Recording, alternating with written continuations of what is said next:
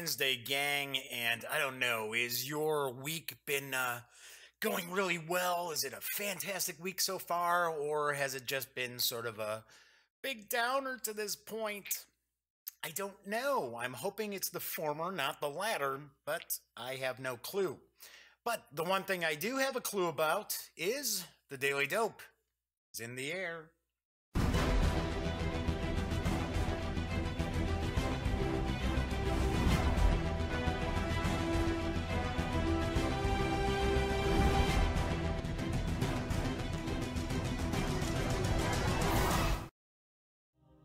Howdy, howdy, howdy, gang. I am Jeff McAleer, your host here at the Daily Dope, as well as the Grand Poobah of thegaminggang.com. Welcome aboard. It is Wednesday, February 21st, and it's Wednesday, so it means it's Wargame Wednesday here on the Daily Dope.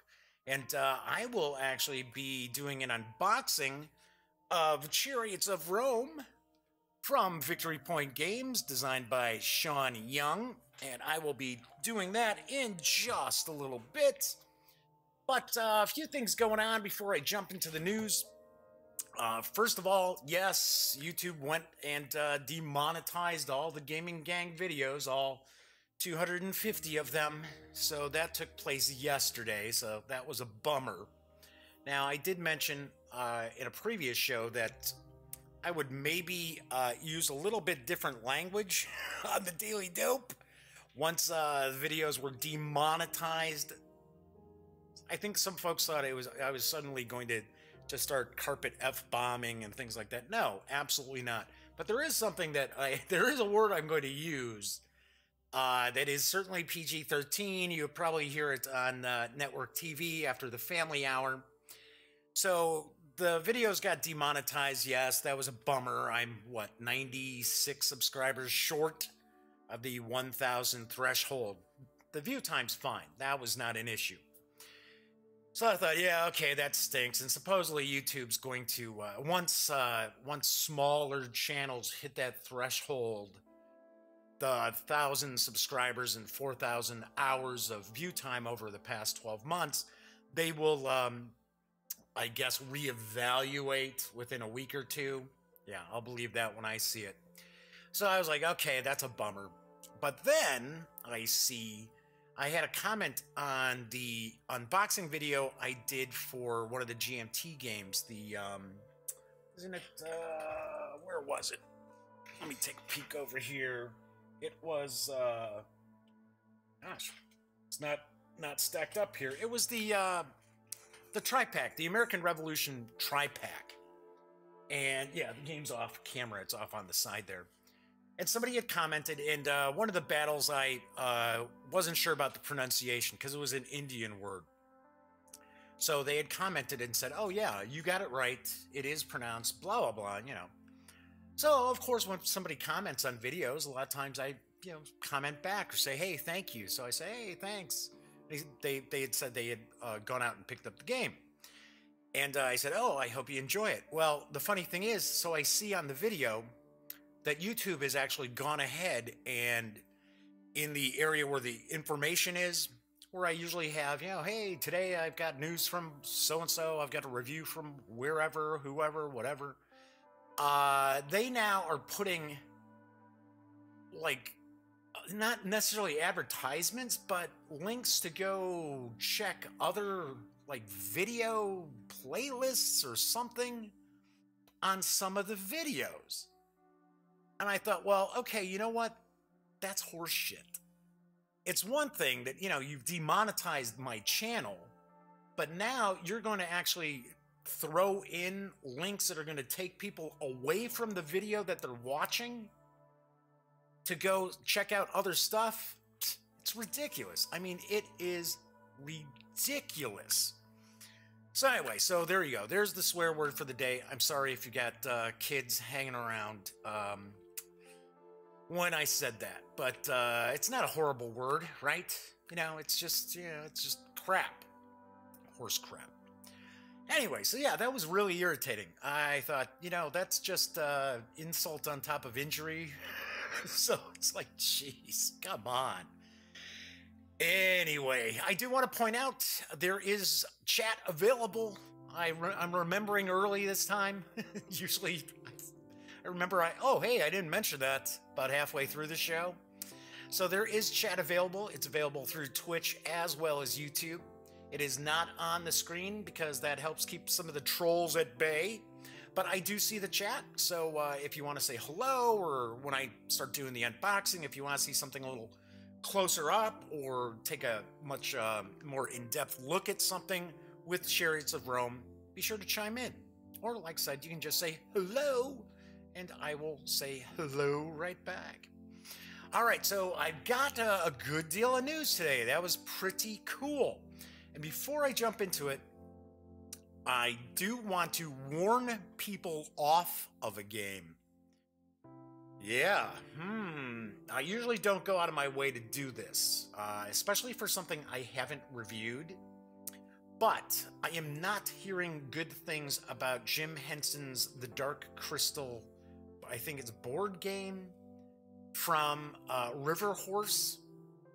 It had just come out, and I guess there's a lot of people who were pumped up about this release because they're big fans of The Dark Crystal, which I can certainly understand.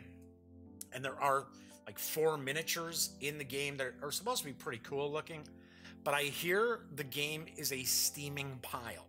It is essentially just a roll and move game, and there are some event cards, and I guess the mechanics involved with these event cards are broken, making it nigh impossible for you to win the game. So, yeah, I'm just letting people know that if you're thinking about getting it, I don't know, a $50 MSRP for basically 4 cool-looking miniatures probably isn't the way to go. So, because, yeah, the grapevine is saying this is a big thumbs down. Just want to let you folks know about that ahead of time. Anyway, so I am doing an unboxing for Victory Point Games today, and my first news piece is from Victory Point Games. So maybe I should just call today's show the Victory Point Game Show. Nah. Anyway, yesterday was a huge Kickstarter day, especially for AEG and Gray Fox Games. Did exceptionally well with their new releases, Edge of Darkness as well as City of Gears. Both blew out their crowdfunding goals within hours. I think Edge of Darkness blew theirs away in 45 minutes. But there were a couple other Kickstarters that did launch yesterday that I did want to bring you the news about. And the first one is from Victory Point Games. And I just didn't share it yesterday because I was actually doing the live show when they sent me the news piece. So, oops. Anyway, so they did launch a Kickstarter yesterday to bring new decks to the Twilight of the Gods card game. And I've got the dope. Seasons are 50 card packs that expand upon the current age, in this case, Age of Revelations. Each pack includes at least 1 new deity card, plus new cards for each faction, and a few original base game cards with enough copies to reach your full deck building potential. Of course, a copy of Twilight of the Gods, Age of Revelation is required to play. You will have 3 seasons. In Season of Prophecy, the forces of Sanctuary emerge from behind their walls to take the fight to their enemies. Led by the Norse goddess Freya, these new cards accelerate Sanctuary's early game options and allow for a more proactive and aggressive playstyle. Not everything is good news for the Defenders, however, as the other 3 factions are mustering potent new additions to their arsenals as well. In Season of Epiphany, the adherents of mysticism tap deeply into primal sources, bringing a bevy of new destructive effects to bear on all who would oppose them. Bolstered by such powerful cards as Aether Implosion and the emergence of Yggdrasil, I believe isn't that a Norse? I don't think it's a Norse god. I thought it's a Norse creature, and I'm sure I'm mispronouncing it. Oh, well, I guess it's the World Tree. Mysticism followers gather behind Horus to dominate the battlefield. It remains to be seen if the new powers gathered by the other factions can withstand the coming storm. Aggression and negotiations rivalry bursts into open conflict with the introduction of Indrand Hermes in Season of Apocalypse. Backed by potent new epic creatures, including Alexander the Great and Melanope, the Black Mare. Sure, I mispronounced that one too. The roiling conflict between the pantheons threatens to encompass the entire globe and lay waste to all that exists. Will this be the final battle of the gods? Only time will tell. You can score the 3 new expansion decks for Twilight of the Gods right now on Kickstarter, and I do have a very quick Kickstarter video from Victory Point Games.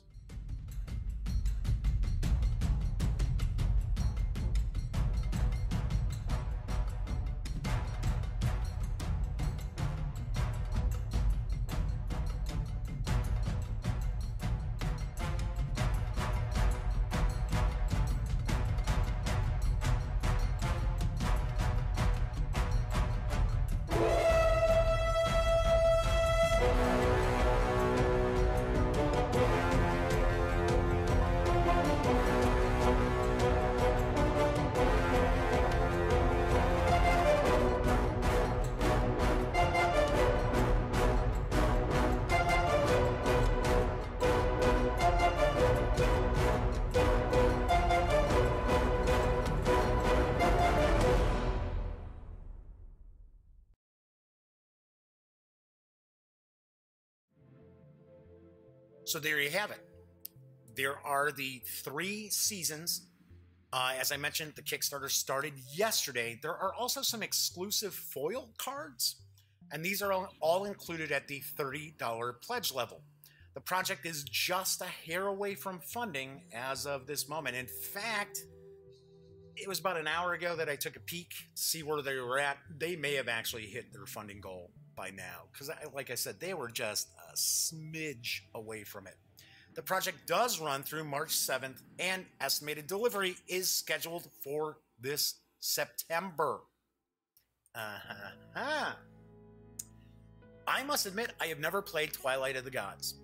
I know, it's kind of strange, seeing that I go way back with Victory Point Games, but some of their more recent stuff I haven't, well, thankfully, Chariots of Rome is right there. And I'll be talking about Darkest Night 2nd Edition in a few minutes. But I did not have an opportunity to play it. I did see it a little bit at Gen Con last year. I was supposed to sit down with somebody from VPG. And I forget who it was. It wasn't Grant. It wasn't Alan Emmerich. And I had thought maybe VPG had a booth there, but they didn't. They were in the kind of gaming area. They had a table and stuff. They had some banners and that. And we were supposed to sit down and kind of chat, and it just seemed like we couldn't get our schedules together. And then finally, it looked like we had an opening, so I popped over there, and the person I was supposed to actually sit down and do an interview with was playing Twilight of the Gods with one of the attendees, right? And I am not the sort of person who is at a convention. Yes, I know, I'm media, I'm press, yeah, I get it. I'm not there to ruin anybody else's enjoyment. I never have an attitude where it's like, oh, excuse me, I'm the press, muscle my way in. So I just said hi, and we just actually never got to really talk about the game. But I have heard it's pretty cool. So and it must be doing well enough for VPG to have 3 new decks out there. So that is pretty cool as well. So yeah, and it's $10 a deck. That's not so bad. All right, next up, there is an abstract strategy game that is going to be coming from Arcane Wonders later this year. And it is called Senshi. I believe we're looking at a May release on this. But I've got a bit of the dope about it. Don't have a lot of images, but I got a little bit of the dope. In Senshi, you are a Senshi, a warrior monk studying diligently at the temple under the tutelage of the current master. You and your fellow students train vigorously every day to improve your mind and body, but your master is ailing, and the only one Senshi will become the next master. To prove your worth, you must develop 4 attributes: strength, agility, wisdom, and honor. A true master must be strong in all of these and weak in none. Arcane Wonders will be releasing this game in May. So it is a strategy game for 2 to 4 players that takes about 15 minutes to play. You'll carefully manipulate stacks of tiles that represent strength, agility, wisdom, and honor. Competing in a battle of wits, players will choose one of 3 actions each turn. Study to take stacks of tiles, train to take a single tile off any stack, and strategically calling a test to score tiles when the time is optimal. The victor will be the player who has the tallest scoring pile of any of the 4 attributes at the end of the game. However, the player with the shortest scoring pile is eliminated. Watch your opponent's moves closely and exploit their weaknesses to achieve the great honor of becoming the temple's next master. As I mentioned, Senshi is for 2 to 4 players. It's for ages 14 and up. I'm assuming just because of those little discs that we're seeing the images of, and also plays in about 15 minutes. Since the release is a ways off, there is no MSRP info about this available just yet. I think people know I'm not a huge, abstract strategy kind of gamer, but, this could be interesting. I don't know, because it doesn't strike me as being very puzzly. I like how it mentions that, it's kind of a battle of wits. That I kind of dig. That I dig in abstract games. Some abstract games are just too much of a puzzle aspect to really get my juices flowing. Anyway, there is another Kickstarter that launched yesterday, and it is from Norwegian game company Tompet Games.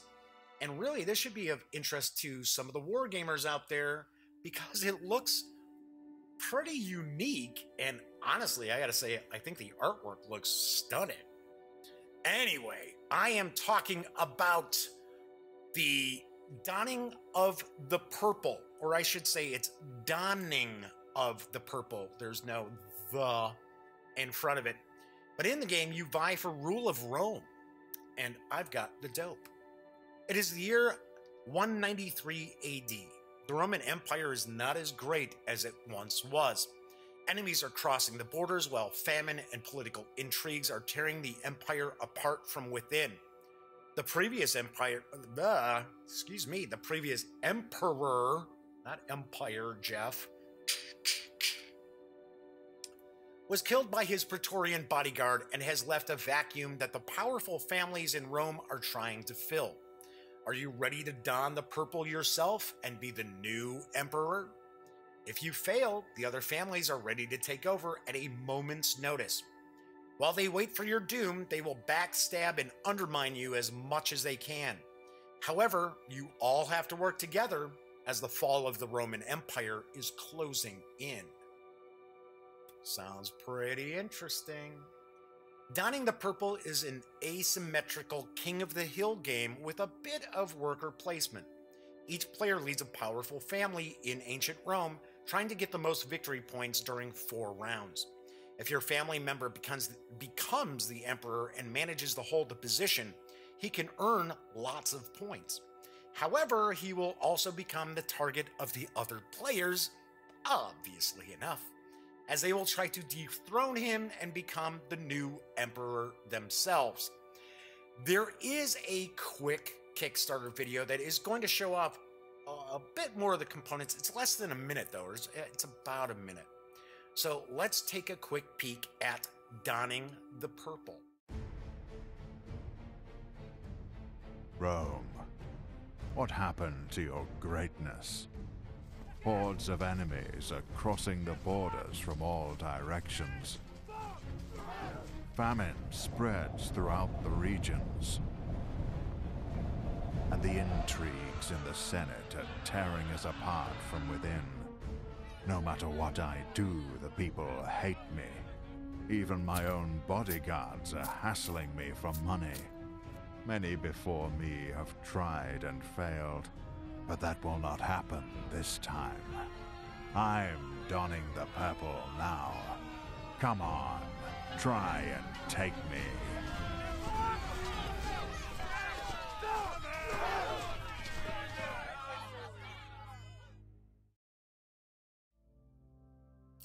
As I mentioned, the artwork looks really, really impressive.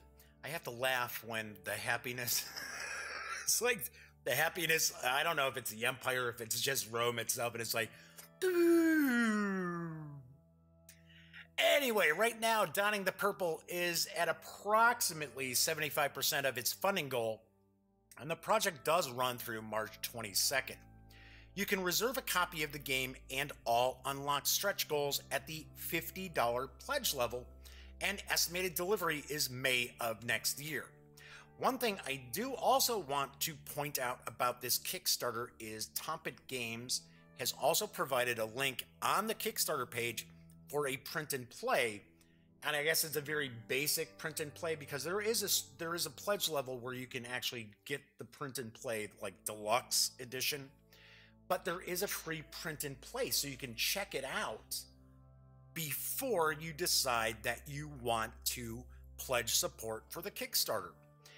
The other thing I do know about Tompet Games is they have another game that they had already successfully kickstarted. I think it was Kickstarter. I know it was crowdfunded.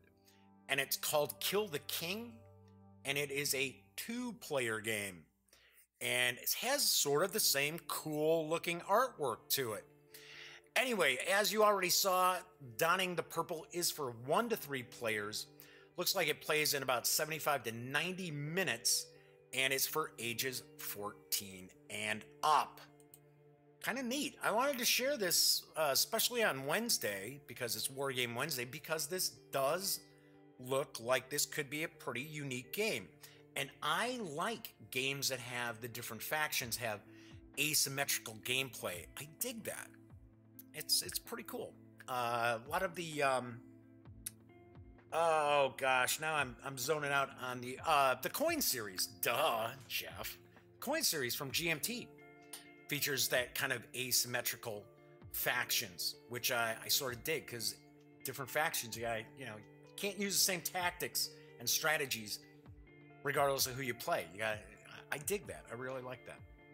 All right, so if you get a chance, check that out.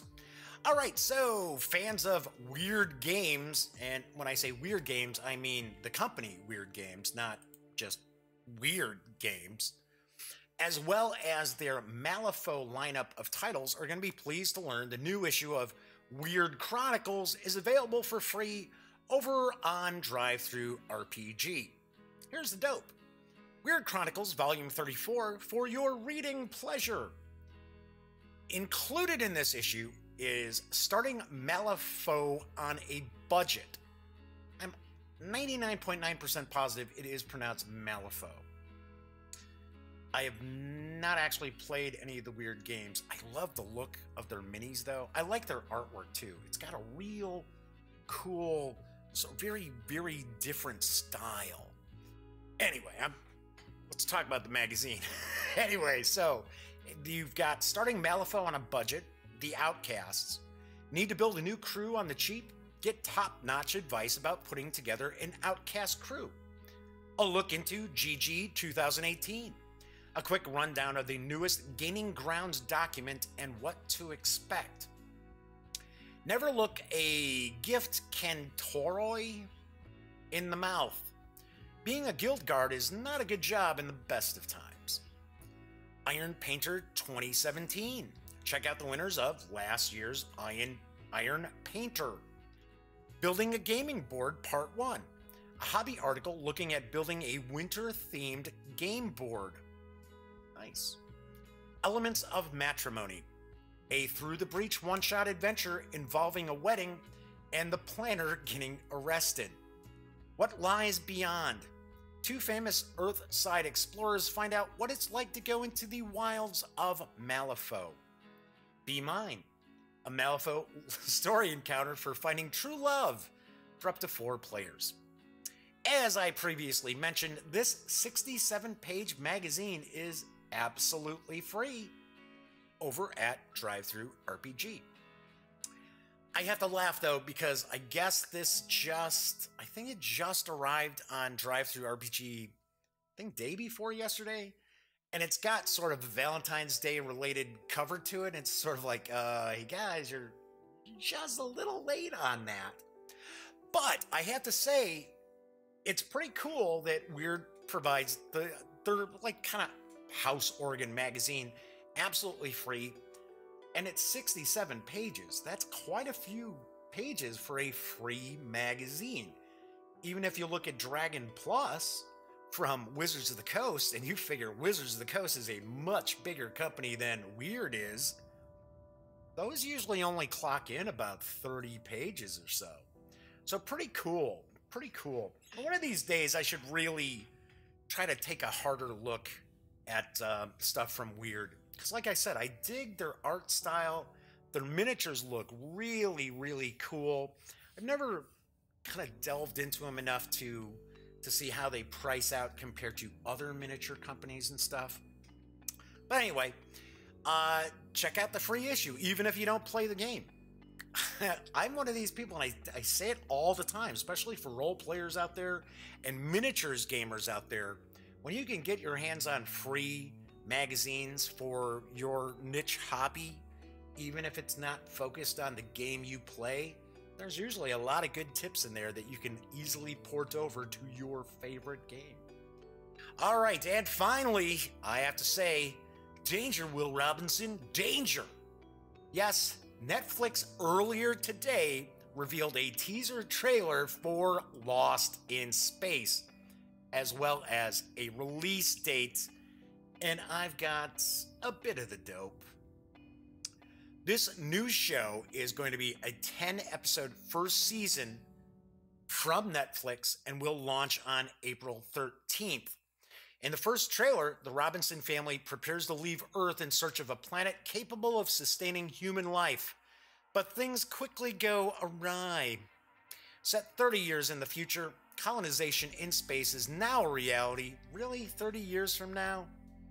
I don't know. I don't see that. Anywho, the Robinson family is among those tested and selected to make a new life for themselves in a better world. But when the new colonists find themselves abruptly torn off course en route to their new home, they must forge new alliances and work together to survive in a dangerous alien environment.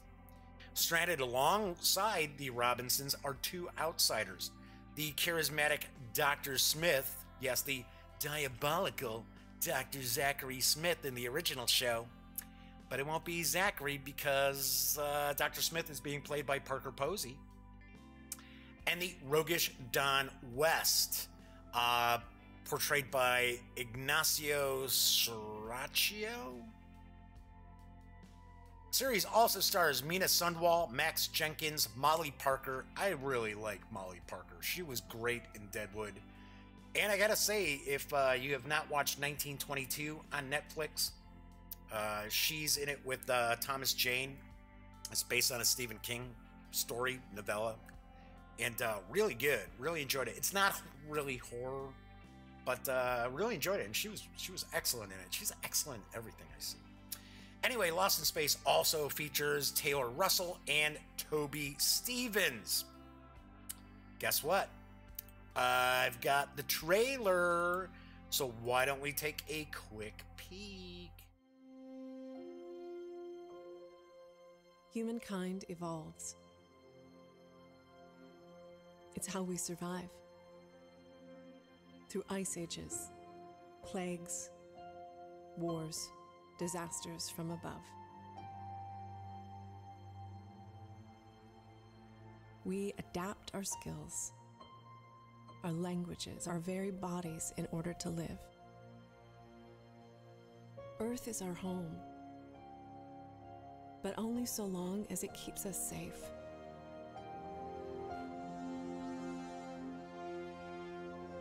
when this world can no longer serve that purpose. Another planet, another colony, another chance.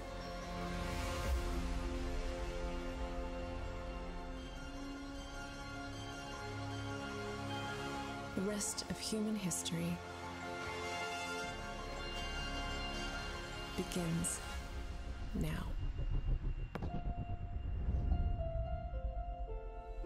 Impact detected. Brace for impact. Brace for Danger, Will Robinson.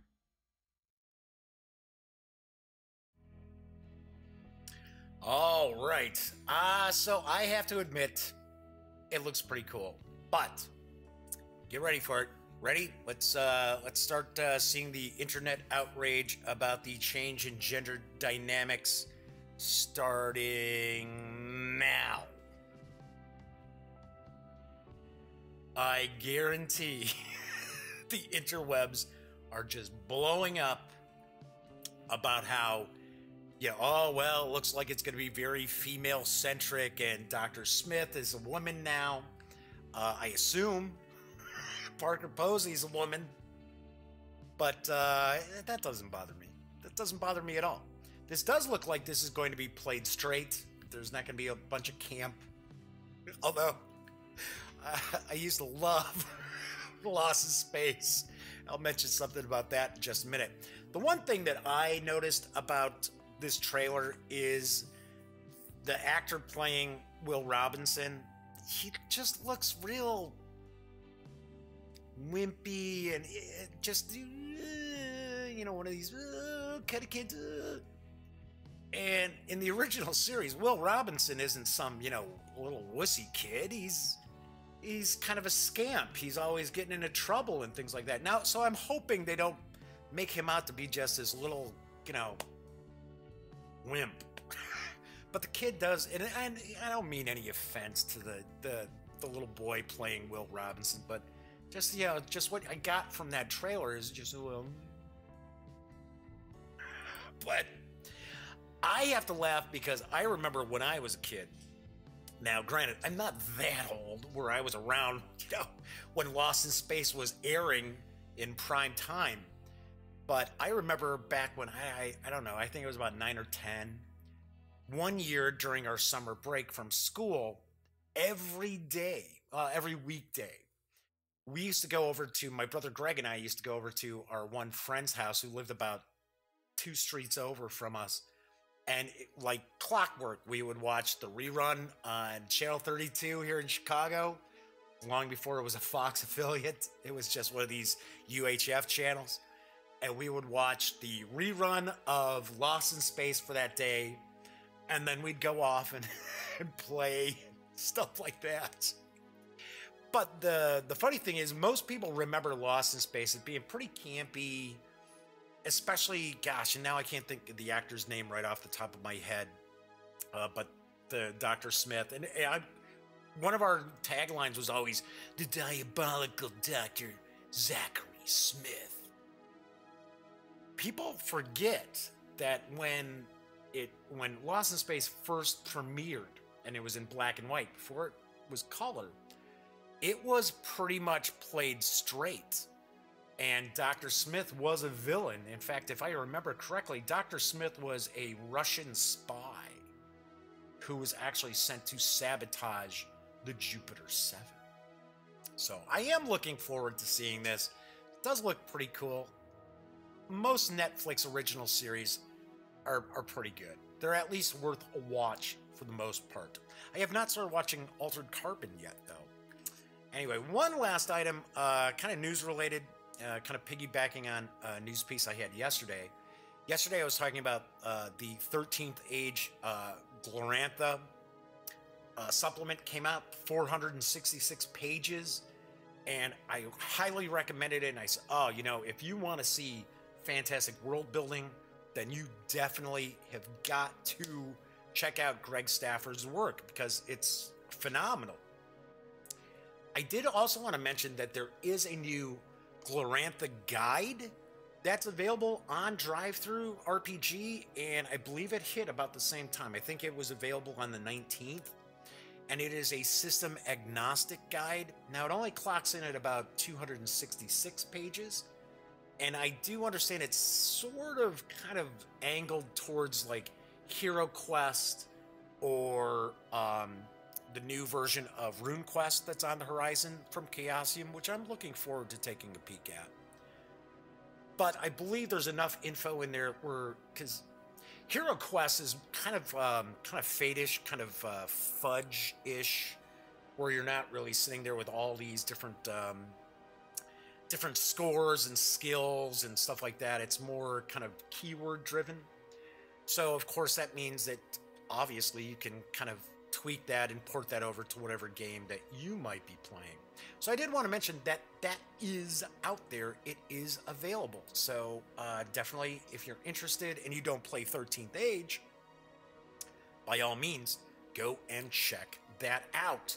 All right, before I jump into the unboxing, I like to always talk about what's cooking for the rest of the week and what I might have going on early next week. So on tomorrow's show, I am actually, because Thursdays are kind of RPG, I try to do some RPG stuff.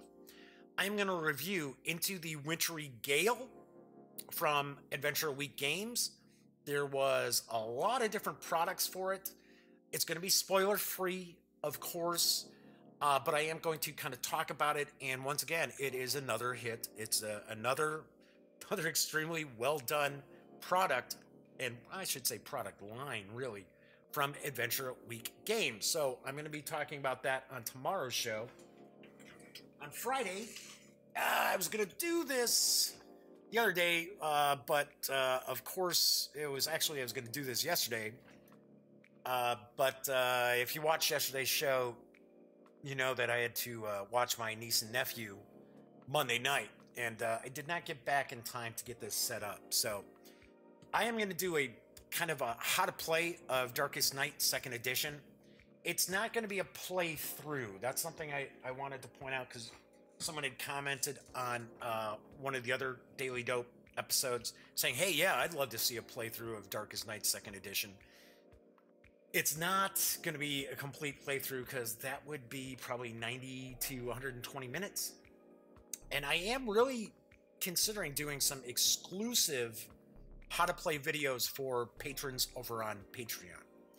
So that would probably be one of the titles. Anyway, and I'm sorry, I would make it exclusive because it would be a long video. It would be a good, at least probably hour, maybe hour and a half.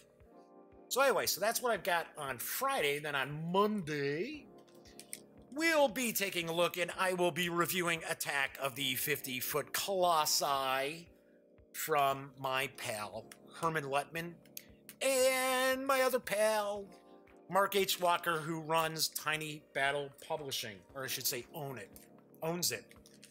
I believe this young woman actually, now off the top of my head, I can't think of her name, actually operates Tiny Battle Publishing, but it's Mark's company. All right, so anyway, outside of that, nothing really cooking. News was about the usual amount of time. So, without further ado, why don't we take a look at Chariots of Rome from Victory Point Games. Yes, maybe I should go into my voice as if I'm a DJ on the radio. Anyway, as I mentioned, to start off the show, there is chat, so it's available through Twitch as well as YouTube. So as I'm taking a peek here, if you want to see anything closer up, feel free to ask. Otherwise, I will just plow right on in. So let's move on over to the other camera here.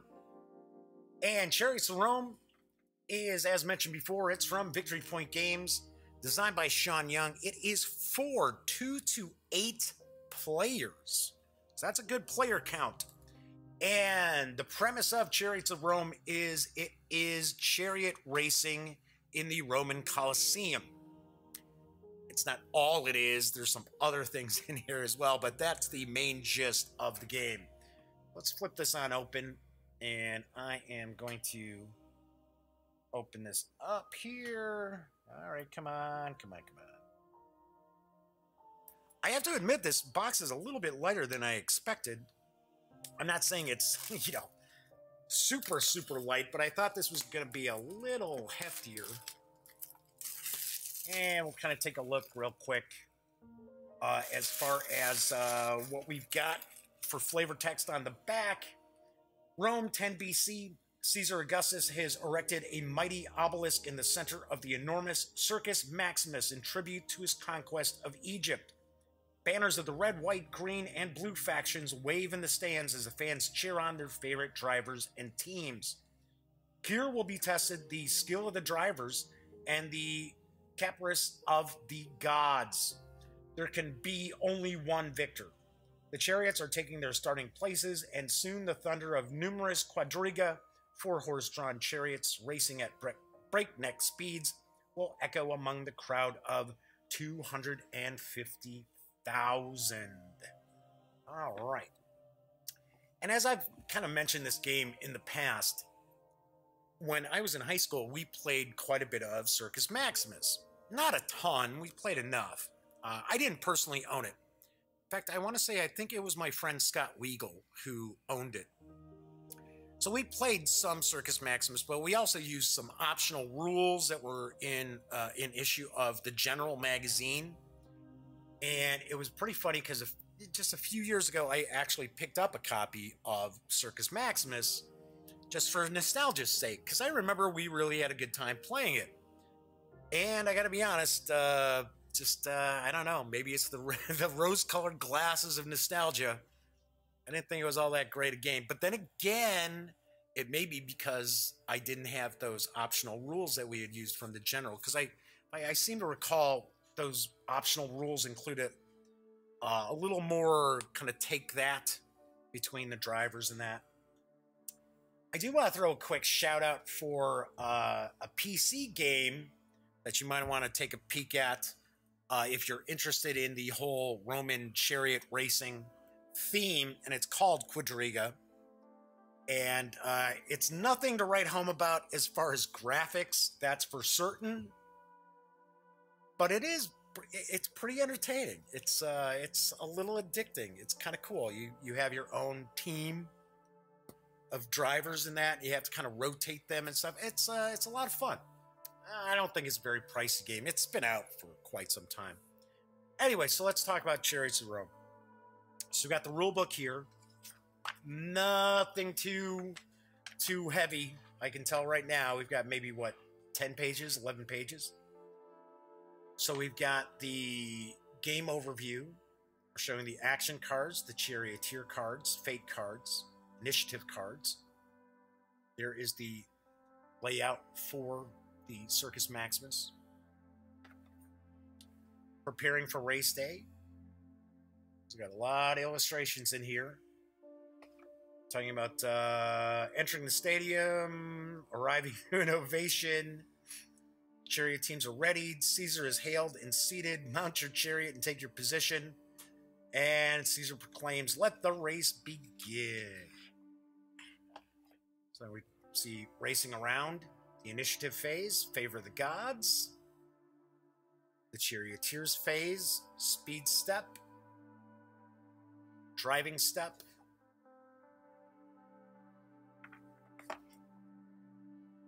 Talking more about the driving step tactics. Action cards with effects. Hazards, swerving.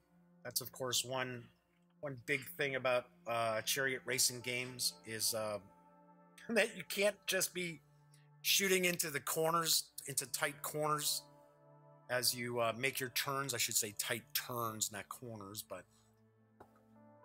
So we've got crashing, endurance, rattled, chariot elimination, the finish line and victory, and then there are optional rules: completing the 7 laps, drafting your charioteers, racing teams, and we've got some reminders. Hey, all right, we got an extended example of play. That is cool. Nice. And then on the back, pretty much looks like we've got just kind of a player aid here. Talking about the sequence of play, making an attack, on another chariot. Nice, nice, nice, nice. One thing I am kind of curious about, because I do know that there is an element to this where the gods can show their favor on a chariot or team, what have you. And I'm kind of curious if it's completely baked into the rule system, because I'm sure there are probably some gamers out there who would want to take more of a historical approach to the chariot racing. So I'll have to take a peek when I play this to see if it's completely cooked into the design, or if it's maybe something that's a little bit optional. Because, you know, I mean, some people want to play, like, you know, they want to do Ben-Hur. They don't necessarily want to have like a, you know, fantastical element in the game, but I don't know. All right, so we've got the board here, and I will unfold that. Why don't I unfold that right now?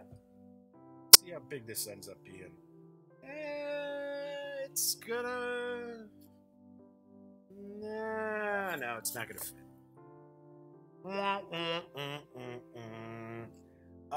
When I do the review, I will pull the camera, because sometimes I have the camera like way up there. A lot of times you'll see, you know, you'll tell when I'm holding a card up and it's like, yeah, and then we can see, and you can tell I'm actually looking at the preview of the stream to see, do I have that card like in frame? Not a huge map. It's just a little bit bigger than I had expected. All right, so then we've got tokens here. So it looks like we've got the different, I think they're probably all quadrigas. I don't think there's rules in the game for 2-horse chariots, which honestly, off the top of my head, I do not know what those are called. I'm sure there's somebody out there who knows for certain what a 2-horse chariot might happen to be. Interesting side note about chariots that I don't think a lot of people realize, especially if they're not familiar with kind of more ancient history in that. Chariots in battle weren't always necessarily drawn by horses. Sometimes they were drawn by goats. Yeah, just about any beast of burden that they could find to pull chariots. Yeah, but I forget what ancient civilization actually used goats to pull chariots. So I was like, okay, a team of goats. All right. Okay, taking a closer look at some of these tokens here. I can guess maybe those are health? I don't know. I'm guessing you can lose horses, because that's always a big part of... and they're dual-sided. But, yeah, losing horses from the team is usually a big part of chariot racing. Whipping the other drivers, not necessarily cheating, but just, you know, not just sitting back and racing, but actually trying to knock your opponents out of the race. Okay, so we got some baggies here. Pop those over there. Okay, so we've got the factions. Should be 8. And there are a couple of decks of cards. We'll take a look at those in just a sec. And then we've got some custom dice. Let's take a look at these custom dice.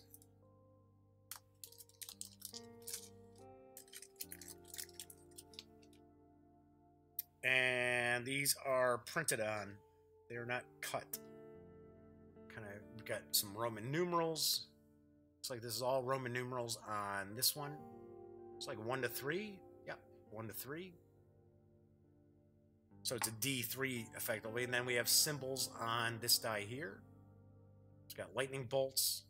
Got this sort of heart. It's like a heart with a vase in the middle of it. And then there we go. We got that side there. Like that's all of them, right? Yep. It's got dice. We'll take a look at these faction cards. So we see it says status track, laps completed, speed level. That's how these are breaking down. So I guess in the standard game, it looks like you're doing 4 laps, and then in the optional rules, you can do 7. If I remember correctly, I think Circus Maximus was 3 laps. Might be wrong. But for some reason, that's what I thought it was. So obviously, you're going to use tokens to mark these here. So we see speed 4, speed 7, speed 10. So of course, you know, the faster you're going, obviously the more endurance your team of horses is going to lose.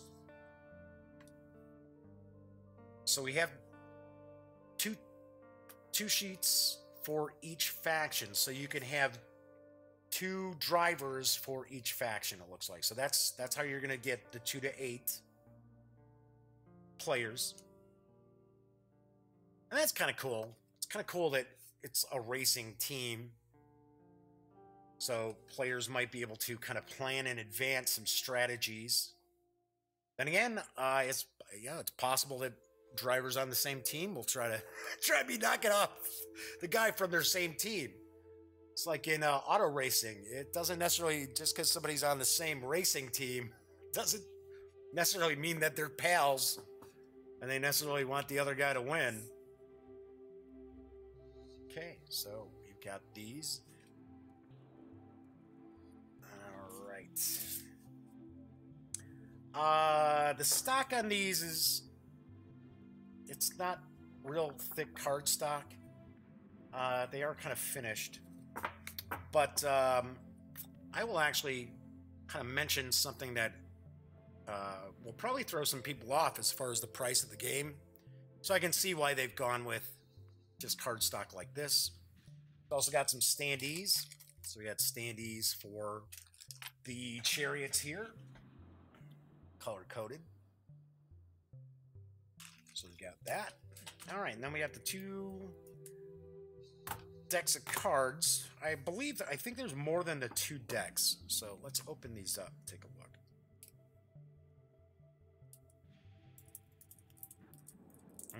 Come on, come on.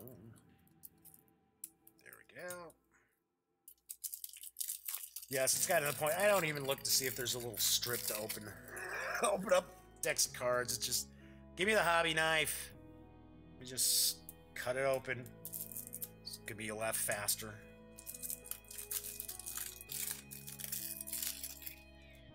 Okay. So we've got actions.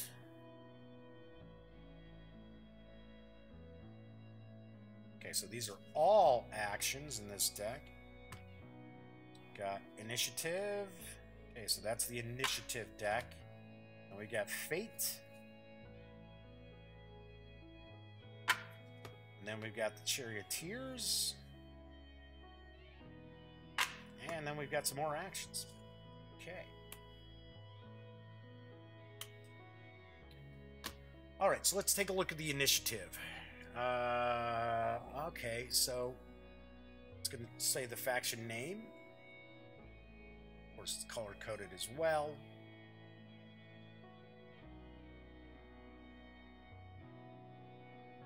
So, of course, if you have the 8 players, then the 2 teams, or I should say 2 chariots from faction Venetti. We see that this is the blue, this is kind of blue and black, which will correspond with the blue and black is black. Yeah, it's black. For a second I thought maybe it was navy.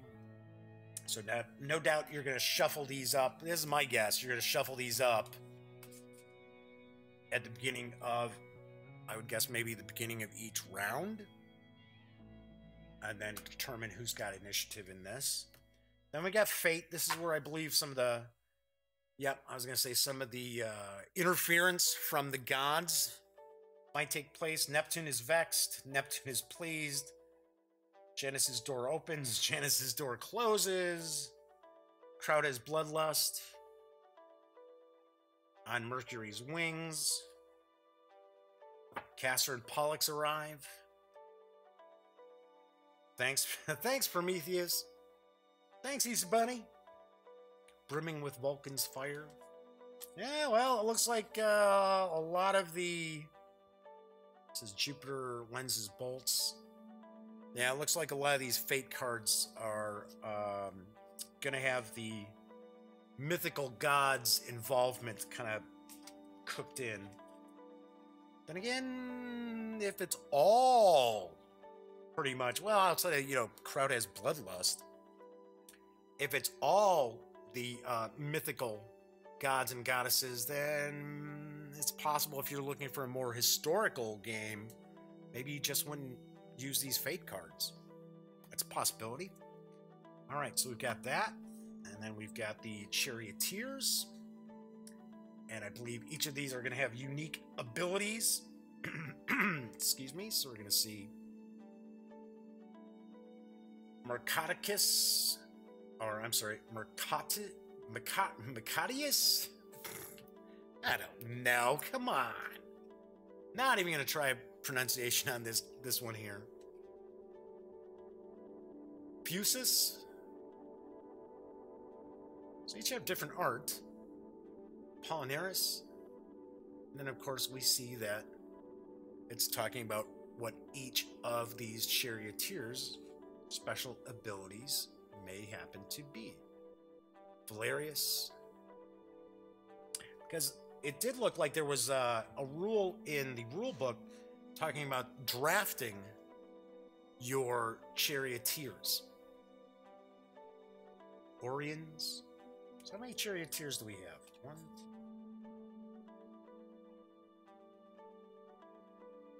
So there are 13. So there would be some leftover charioteers, leftover drivers. Cool. Cool deal. All right, so we got that. And then we've got the action deck. It says corner, ram, whip, danger. These all, yep. So they're all going to be broken up into corner, ram, whip, danger. So obviously, probably if you're going into a corner, if you're going into one of the turns there, and your speed is at a certain level, because if you notice, if we look at the board here, we'll see that there's effectively these rings. And of course, the closer in, the harder it is to make these turns. It's just like any kind of racing, it's physics. So of course, a lot of times, especially, you know, from my personal experience playing chariot racing games, you try to hit in here on the straightaway and then kind of start moving out to take the turn a little bit wider, right? Or you can slow down to take the tighter turn. Then of course you need to accelerate back up again. So I'm sure there are rules involved with mechanics like that. So I'm taking a guess at probably you're looking at, if, like I said, for the corner, you're probably looking at, okay, so you're going to draw a card if you're over that speed, over the safe speed for that band that you're coming around. Just a guess. Then we got ram, so obviously these must be results if you're trying to ram someone. So of course to do so, you'd have to be alongside them. You would not ram a chariot from behind. Certainly not that. Although, in that, the PC game, if I remember correctly, you can accidentally ram a chariot in front of you, but it's bad for you because you end up harming your horses. So that's a possibility. Then we've got whip. So once again, you obviously would need to be next to a chariot to be able to try to whip either the horses or the other charioteer. Then we've got a danger, which I do not know what that might indicate when you would draw a danger card. I highly doubt you're going to keep these cards in your hands. I really don't think you're going to have a hand of cards. I think this deck is probably here more to resolve actions that are taking place, as opposed to, oh, well, I've got this card here that says, aha, well, on a ram, I am guessing, swerve, I'll play that. No, I don't think that's probably the case. Okay, so we've got the action cards. We've got the fate cards. We've got the 8 different team cards, charioteer factions. We've got the initiative cards and the charioteers. Got the dice, the counters, as well as the map of the Circus Maximus. And one thing that I didn't get a chance to show you there was the starting positions. So we've got starting positions down here on this end of the board. And then we also have the baggies and the rules. And that is what we find when we take everything from Chariots of Rome, from Victory Point Games, designed by Sean Young, outside the box. So I do want to point out, as I had mentioned before, I was kind of talking a little bit about the components there, where it's sort of like, okay, well, the faction cards are just kind of paper stock. One thing I want to point out is Chariots of Rome, the MSRP on it is $39. That's not a bad price whatsoever, folks. Especially for 8-player games, that's pretty cool. So that's why I had mentioned, well, I can understand why the card stock isn't, why it's card and not like cardboard. So yeah, so I can obviously see why. As mentioned before, Chariots of Rome is for 2 to 8 players. It's for ages 13 and up, and it plays in about 45 minutes to 2 hours. And obviously enough, the more players you have racing, the longer the game will take. I will have a review of Chariots of Rome, I would hope in the next 10 days, maybe a little quicker than that. Maybe I'll be able to get a review out next week of it. I don't know. Next Wednesday for Wargame Wednesday, I really think I'm going to review Old School Tactical Volume 2 from Mark H. Walker and Flying Pig Games. So, but yes, to me, Chariots of Rome doesn't necessarily fall completely into a war game. So don't be surprised if I review it on a day that's not a Wednesday. But of course, as always, you will know what's going on. All right, finally, just want to say there are some contests that are going on. There are some giveaways that are going on through the Gaming Gang as well as the Daily Dope. I'm not going to recap them today because it takes a bit of time to go through all the different goodies that I'm doing giveaways for. So I will talk about them again tomorrow. And if you are interested, take a peek at yesterday's show. And if you look in the show notes, there is a time log, and you can take a look to see exactly when I start talking about the giveaways. All right, so there we have it. About an hour today. Pretty cool. I always shoot for at least an hour. Once again, if you are not watching the Daily Dope, be sure to go visit thegaminggang.com for all the latest in gaming news, reviews, comics, movies, TV. Come on, you know the drill by now. Get your geek on at thegaminggang.com. I'm Jeff McAleer. I will be back tomorrow. Thank you so much for watching. I really appreciate everyone who's been subscribing, all the new subscribers. Thank you kindly. Anyway, I will be back tomorrow, and until then, have a wonderful hump day. As I sit here and go, all right, why didn't this just cue out? All right, let's try it again. And